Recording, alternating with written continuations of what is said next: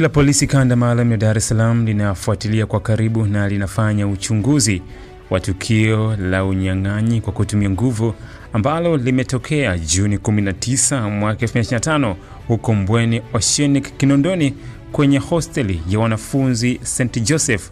Kundi la wahalifu wapatao 5 wakiwa na silaha za jadi walipora simu, laptop, calculator na redio ndogo 4 za wanafunzi kwenye vyumba vyao. Wahalifu hao waliwajeruhi pia wanafunzi 3 ambao walitibiwa hospitalini na hali zao zinaendelea vizuri.